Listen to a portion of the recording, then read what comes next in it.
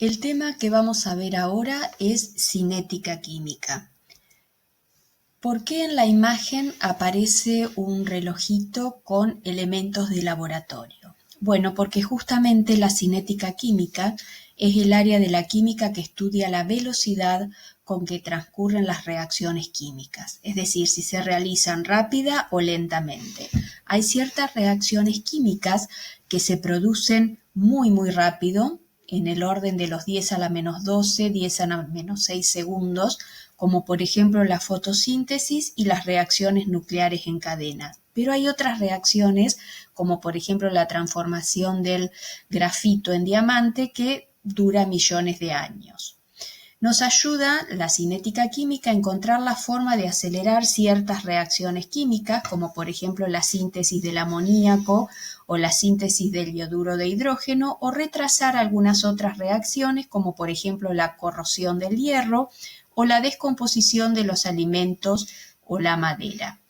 ¿Para qué sirve conocer la velocidad de una reacción química? Bueno, por ejemplo, en el diseño de fármacos, esto es muy importante porque tiene que ir de acuerdo a la patología de los pacientes. Una reacción química tiene que ser lo suficientemente rápida para curar rápido a un paciente. El control de la contaminación.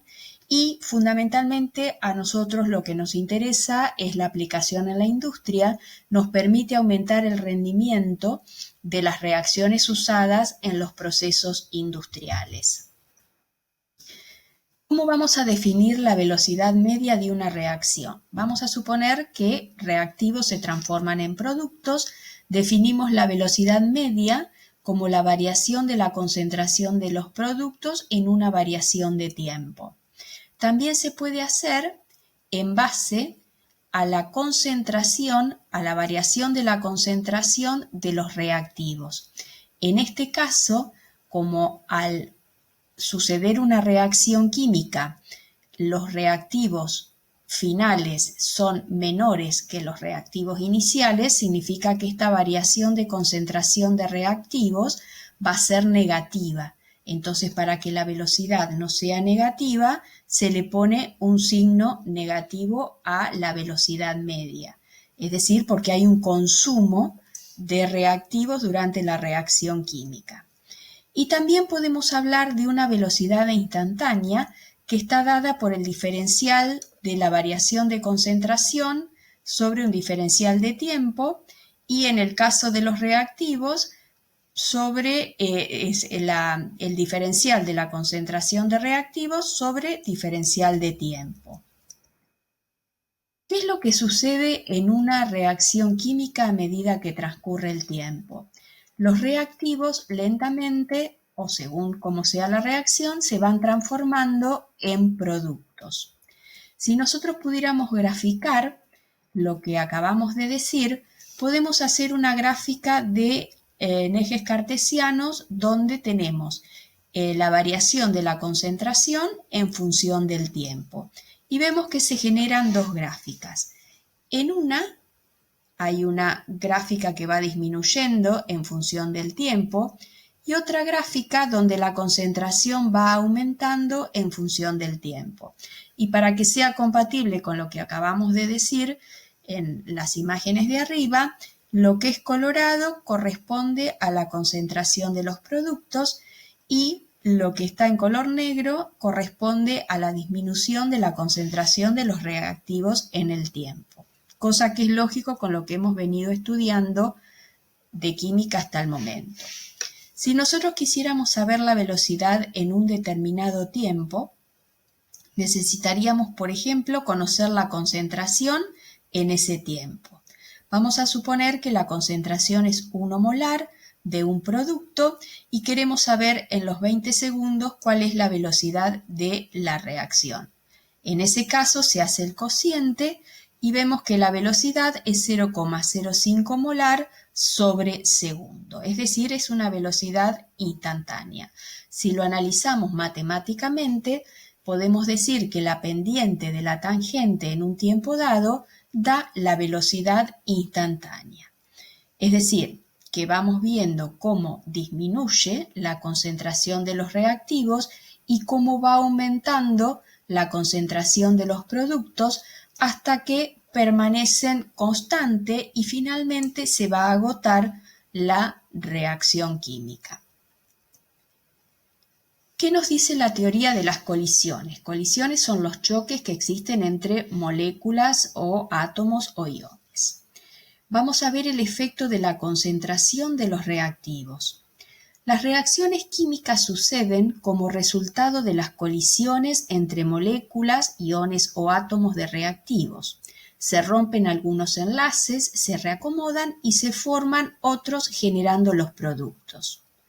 La velocidad de una reacción es directamente proporcional al número de colisiones moleculares por segundo y eso nos está indicando una frecuencia de choque.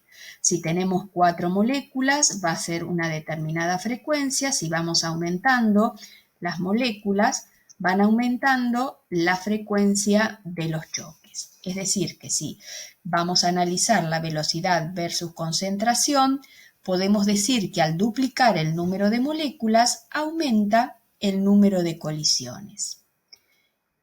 ¿Cuándo una colisión se va a considerar efectiva? Para esto se necesitan 2 requisitos. Una dirección adecuada es uno de los requisitos. Vamos a analizarlo con un ejemplo. Tenemos un átomo de potasio que reacciona con un compuesto llamado ioduro de metilo para dar ioduro de potasio más metilo. En este caso vemos que hay una orientación donde el potasio queda enfrentado al ioduro y de esta manera se genera el ioduro de potasio con el metilo. ¿Qué pasa en esta otra situación? Vemos que no se forma producto. Esto es porque quedó la orientación del potasio diferente en la reacción de abajo. No está cercano al ioduro, este átomo color violeta está indicando el ioduro, no queda enfrentado, por lo tanto no se produce la reacción. La reacción solamente se efectúa, cualquier reacción química, cuando la dirección y la orientación de las partículas que van a chocar es la adecuada. El segundo requisito es que tengan las moléculas o las partículas en general una energía adecuada. Vamos a suponer que tenemos el potasio y el ioduro de metilo que vimos recién en un determinado nivel de energía. Estos son los reactivos y fíjense lo que sucede previamente a la formación de los productos. Se forma una especie intermedia que no tiene no se puede hablar de una fórmula acá porque no hay una unión verdadera, lo llamamos complejo activado. Es una especie intermedia, inestable, de alta energía, fíjense que está colocado en un nivel mayor que los reactivos, a un nivel energético mayor, y es altamente reactiva. Justamente va a dar luego lugar a la formación de los productos. Si simbolizamos energéticamente lo que sucede, vemos que se forma una gráfica de este tipo. Y hay un valor de energía que alcanza a tener el complejo activado que se llama energía de activación. Y esa es la energía justamente que necesitan superar las moléculas o las partículas en general para transformarse en producto. Este otro segmento nos está indicando la diferencia de energía entre los reactivos y los productos. Y nosotros ya vimos en termoquímica que a esto lo llamamos variación de entalpía. En este caso vemos que la energía que tienen los productos es menor que la energía que tienen los reactivos.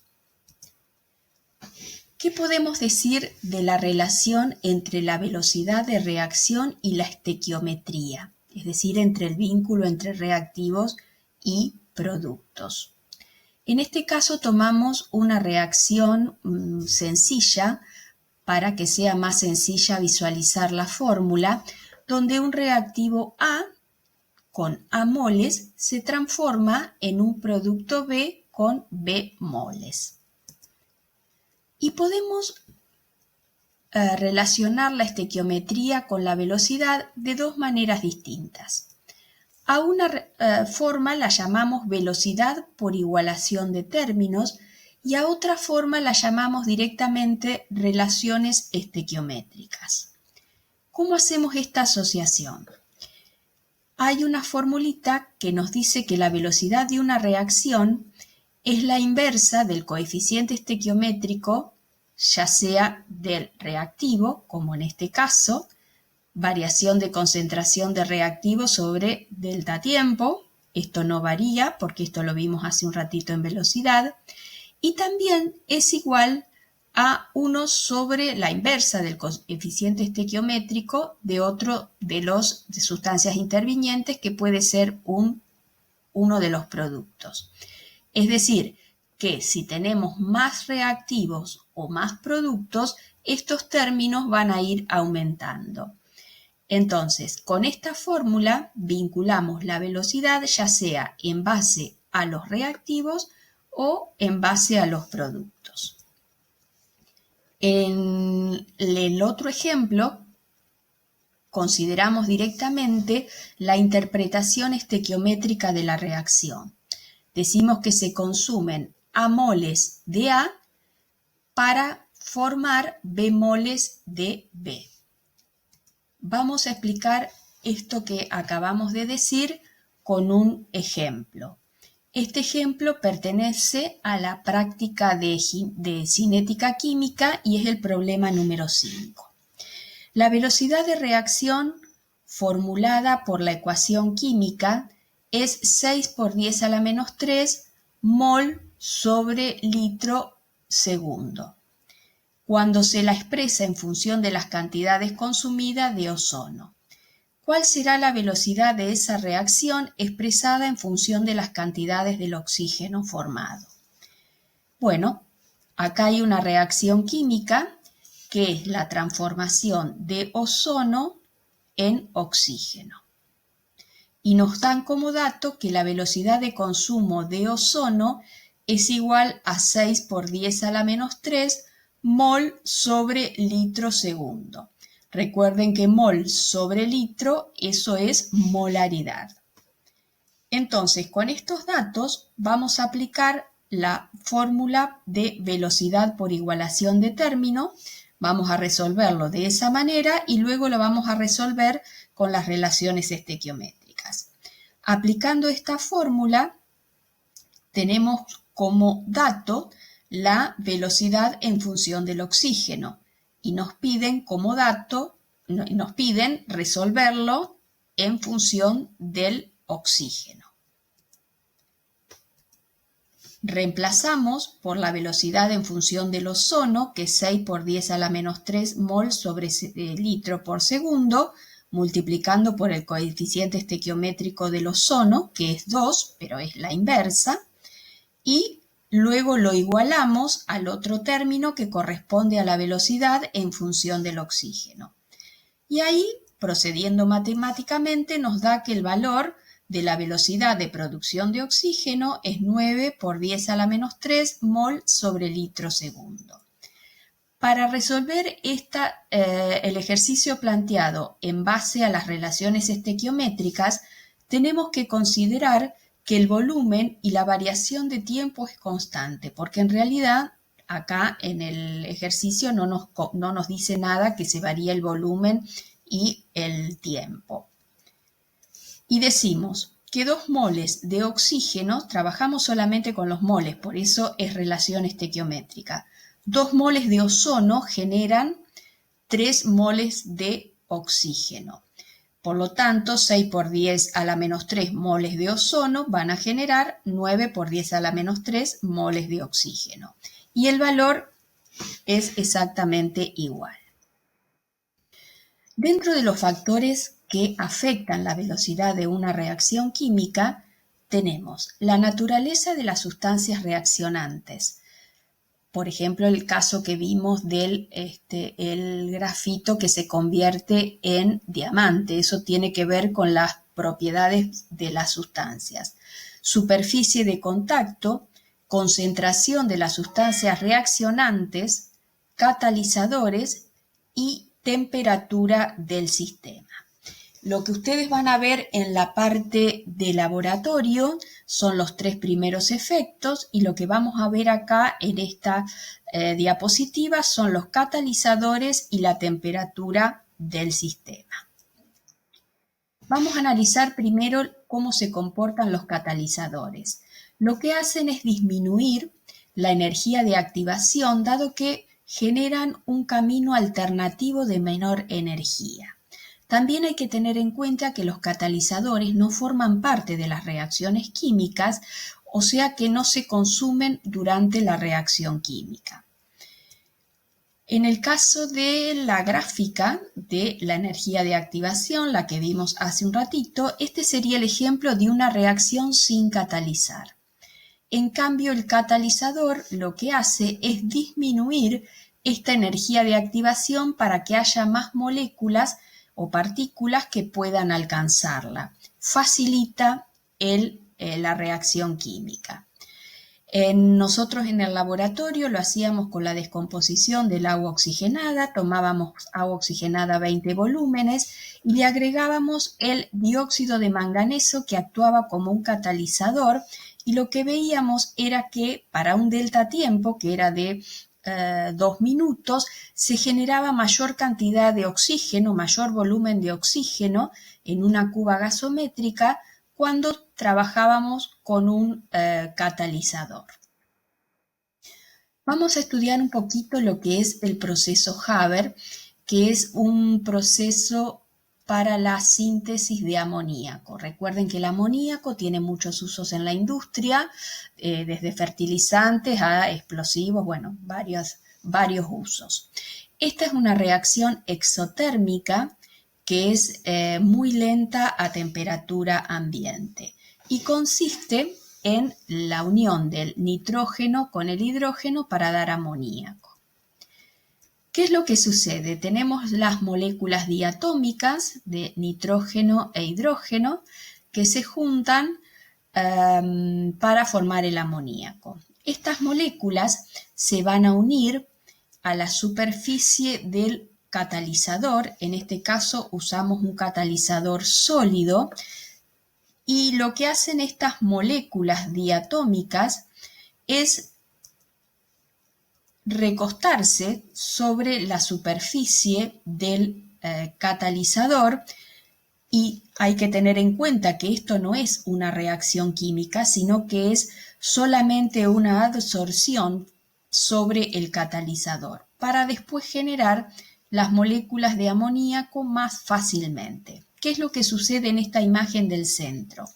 La interacción con el catalizador debilita los enlaces covalentes de las moléculas diatómicas, estas se disocian en sus átomos, los cuales quedan altamente reactivos.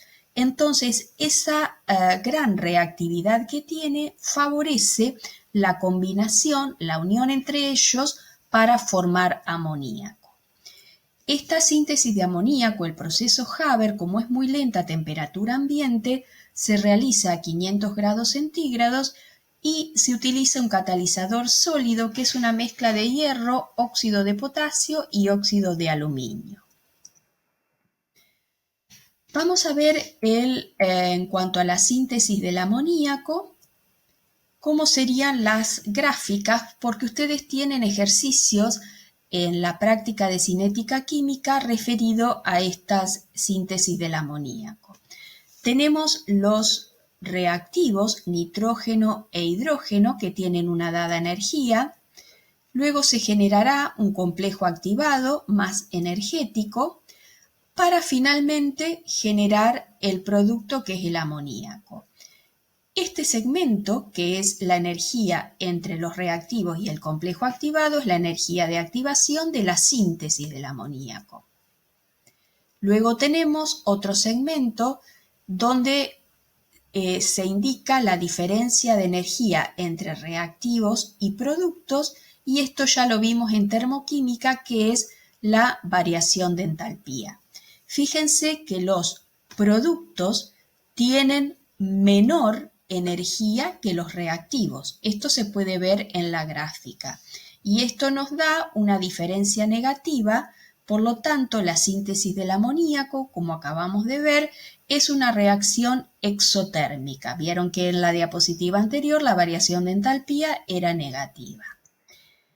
¿Qué decimos de la descomposición del amoníaco? Es el proceso contrario. Acá les pusimos esta imagen para que ustedes puedan comparar. En este caso, vamos a ver que los reactivos, que es el amoníaco, tiene menor energía que los productos. Los productos tienen mayor energía. En este caso, vemos que la energía de activación es el segmento que va desde los reactivos hasta el complejo activado. La imagen que corresponde a la línea con puntos es la energía de activación, pero con el uso de un catalizador, que es el que disminuye la energía de activación. Y en el ejercicio que ustedes tienen en sus prácticas, también les marca un segmento que es el que va desde los productos hasta el complejo activado, pero recuerden que esta es la energía de activación de la síntesis del amoníaco a partir de sus productos. O sea que en esta parte está tomando la reacción correspondiente a la síntesis del amoníaco. Y bueno, acá lo que vemos es que los productos tienen mayor energía que los reactivos, por lo tanto, la descomposición del amoníaco es una reacción endotérmica. Las personas que manejan o no deben haber escuchado alguna vez hablar de los convertidores catalíticos de los autos. Estos convertidores catalíticos se ubican entre el motor y el silenciador y la función es tomar los gases de la combustión y transformarlos en no contaminantes ambientales.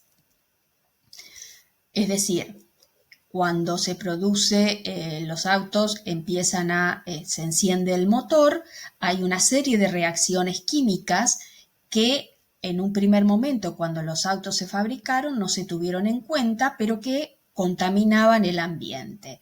Y luego lo que se hizo es, con estos convertidores, que son como rejillas que dan esa superficie para que se den las reacciones químicas, hace que los gases que son contaminantes se transformen en gases que no lo son. Esto lo vamos a ver ahora porque a nosotros, más que la estructura mecánica, nos interesa la reacción química que sucede en estos convertidores catalíticos. Pueden ser de platino, paladio o rodio. A altas temperaturas dentro del motor se generan gases que son derivados del nitrógeno, por ejemplo el monóxido de nitrógeno, el dióxido de nitrógeno. El monóxido de nitrógeno luego reacciona con el oxígeno del aire y forma dióxido de nitrógeno. También tenemos que se genera monóxido de carbono más otros hidrocarburos que se consideran contaminantes ambientales. Los convertidores de los autos nuevos lo que hacen es esto que a nosotros nos interesa desde la química. Presten atención.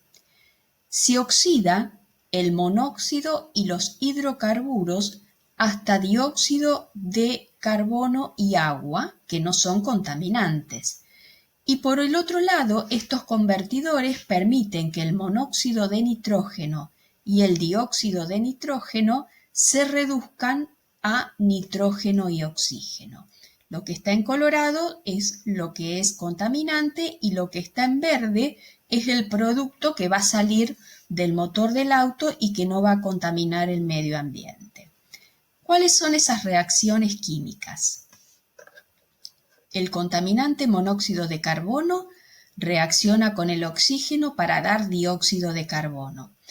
El carbono está actuando con número de oxidación más 2 en el monóxido de carbono y en el dióxido con número de oxidación más 4. Por lo tanto, hubo una oxidación porque aumentó el número de oxidación. También tiene que haber una reducción simultánea. Pero a nosotros lo que nos interesa que hace el convertidor catalítico es la oxidación del monóxido de carbono a dióxido de carbono. Por eso hablamos de una oxidación del carbono. ¿Y qué pasa con los gases derivados del nitrógeno? Fíjense, el monóxido de carbono, en el monóxido de nitrógeno, el nitrógeno está actuando con número de oxidación más 2 y se reduce al número de oxidación 0. Por lo tanto, hablamos de una reducción del nitrógeno. Mientras que hay una oxidación del oxígeno con menos 2 que pasa a 0. Y en el caso del dióxido de nitrógeno, el nitrógeno está actuando con número de oxidación más 4. Se reduce a 0 porque pasa a nitrógeno.